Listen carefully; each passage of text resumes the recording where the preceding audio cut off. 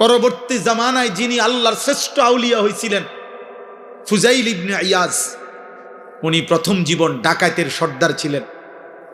একদিন রাত্রি গভীরে এক বাড়িতে ডাকাতি করতে যখন দরজার সামনে গেছে সাঙ্গপাঙ্গ নিয়া, আল্লাহর কুদরতে বাড়িওয়ালা তখন রাত গভীরে কোরআন শরীফ তেলাওয়াত করতেছিলেন। আমি আরবি কিতাবে পড়ছি, আজ-জুহাদু মিআতুন এই কিতাব।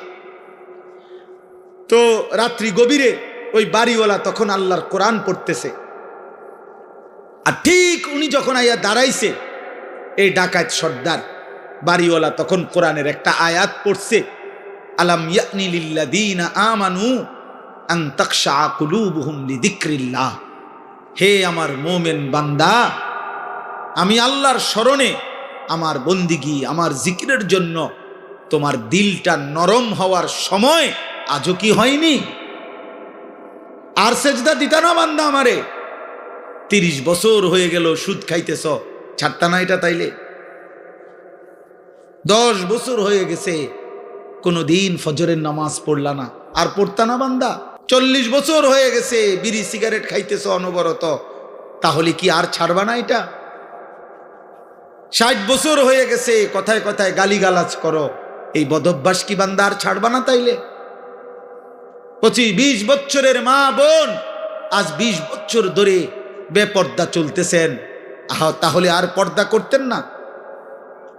30 বছর ধরে যেই ঘরে টেলিভিশন চলে, প্রতিদিন নাটক, সিনেমা, নর্তকীর ছবি চলে, ছেলে মেয়ে নাতি নাতনি দেখে, হে বাবা, এই ঘরে কি আর তাহলে টেলিভিশনের আওয়াজ বন্ধ হবে না?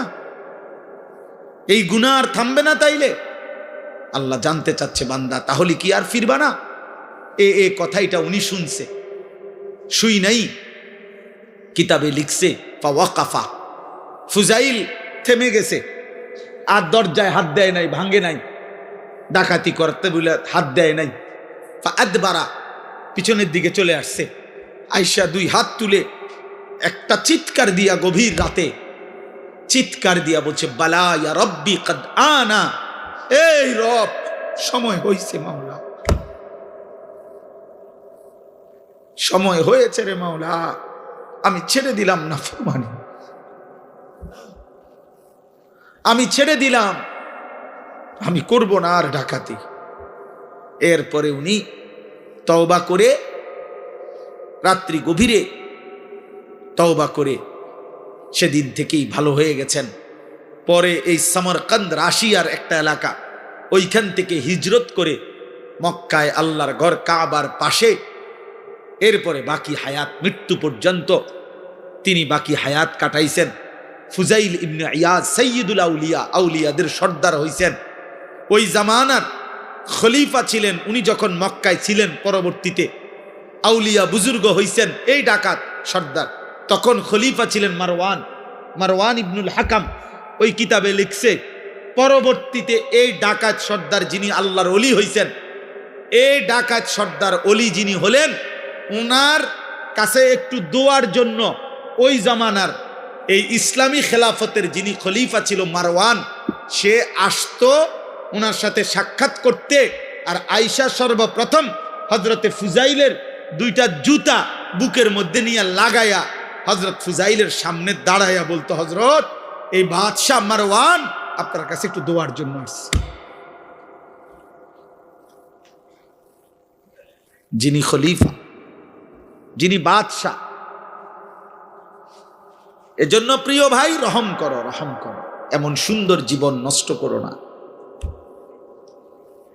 এমন মালিক বইল না। আল্লাহ বলছে, রব্বিল আলামিন, আমি গোটা জগৎ সমূহের প্রতিপালক, আমি রব, আমি শুধু সৃষ্টিকর্তা না, আমি শুধু বানাইয়া ছেড়ে দেই নাই, আমি লালন করি, পালন করি, আমি রব, আমি শুধু সৃষ্টিকর্তা না, আমি শুধু ছেড়ে দেই নাই, বরং রব বলে কাকে? তাফসীরের মধ্যে আছে, তাবলীগুশ শাইই ইলা কামালিহি শাইআন ফাশাইআন, অনস্তিত্ব থেকে কোনো জিনিসকে অস্তিত্বে এনে প্রতি সেকেন্ড, প্রতি মুহূর্তে পূর্ণতার শেষ পর্যন্ত, চূড়ান্ত পর্যায় পর্যন্ত যিনি তার সকল প্রয়োজন সব অবস্থায়, সে বলুক বা না বলুক, জানুক বা না জানুক, যিনি তার সব প্রয়োজন প্রতি সেকেন্ডে পূরণ করছেন তাকে বলে রব, আর এটা শুধুই আল্লাহ। আমরা এই পৃথিবীতে ছিলাম না, আমাদেরকে এই পৃথিবীর অস্তিত্বে এনেছেন কে? আনার পরে আল্লাহ আমাদের লালন পালনের দায়িত্ব নিছেন কোন বছর থেকে? 4 বছর বয়স থেকে। কথা বলে না। আবার দায়িত্ব ছেড়ে দিবেন কোন বছর? 40 বছর পর না, প্রথম অস্তিত্বের প্রথম সেকেন্ড সেদিনও তিনি রব। আমার মৃত্যুর শেষ সেকেন্ড সেদিনও তিনি আমার রব। আল্লাহ বলে, বান্দা তুমি বলো কিংবা না বলো, তোমার বাপ অভিমান করতে পারে, তোমার মা কখনো রাগ করতে পারে, আমি মালিক তোমারে ছেড়ে দেব না। তোমার যা দরকার তুমি আমারে ডাকো বা না ডাকো, সেজদা দাও বা না দাও, ঈমান আনো আর কুফরি করো, গোলামি করো আর নাফরমানি করো, আমি তোমাকে দিয়েই যাব, আমি তোমাকে খাওয়াইই যাব, আমি তোমাকে পান করাইয়াই যাব।